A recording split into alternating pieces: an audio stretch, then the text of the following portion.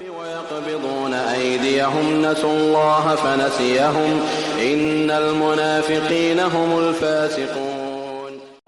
regardez ça, au taquet. Au volant, Mohamed Merah, celui que toute la police suspecte d'être le tueur au scooter.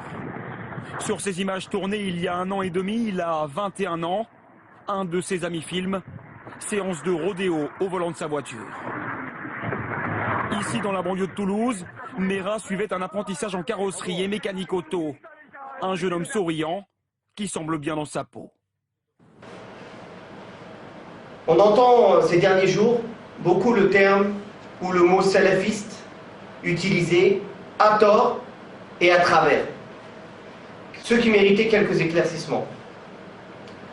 En effet, le salafisme, c'est tout simplement l'islam originel. Le fait de pratiquer l'islam selon les textes du Coran, la tradition prophétique, et ce que les compagnons du prophète Mohammed sallallahu alayhi wa sallam, ainsi que leurs suiveurs et les grands imams, les grands savants de l'islam, ont pratiqué et expliqué des textes religieux. Le salafisme, c'est le fait de suivre les salafs. Salaf, c'est un mot en arabe qui veut dire les pieux prédécesseurs. C'est-à-dire, c'est le fait de suivre ceux qui nous ont précédés dans le bien, dans la pratique, la foi et la piété et le comportement. Alors, maintenant qu'on a fait cet éclaircissement sur la définition du salafisme, comment des criminels peuvent se prétendre du salafisme alors qu'ils sont en contradiction totale avec les textes et avec la compréhension et la pratique de l'islam originel. Le cheikh l'islam Ibn Taymiyyah, rahimahullah, qui est mort il y a déjà plusieurs siècles, a dit « Les salafistes sont les gens qui connaissent le mieux la vérité et qui sont les plus miséricordieux avec les autres. » Et dans le Coran, il est dit dans le sens des versets, dans la sourate, la table servie, que celui qui tue une âme innocente, c'est comme s'il avait tué l'humanité entière.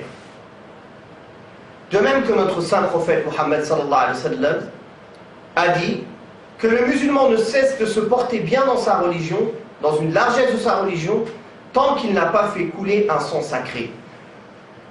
De même qu'il a dit dans une autre tradition véridique, celui qui tue une personne avec qui nous avons un pacte, alors il ne sentira pas l'odeur du paradis. Ce n'est pas mes paroles, c'est les paroles de notre saint prophète Mohammed sallallahu alayhi wa sallam.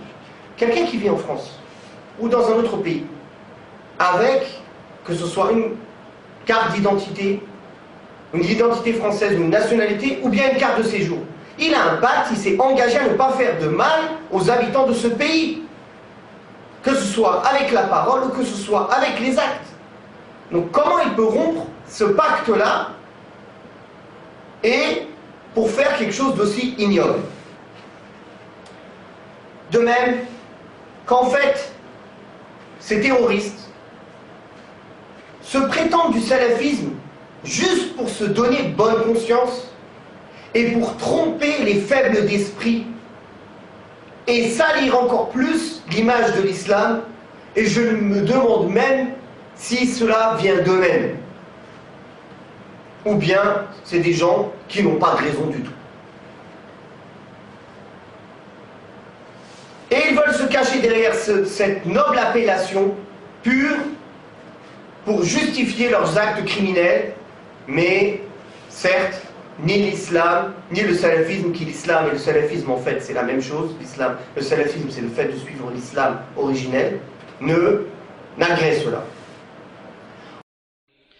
من أجل ذلك كتبنا على بني إسرائيل أنه من قتل نفسا بغير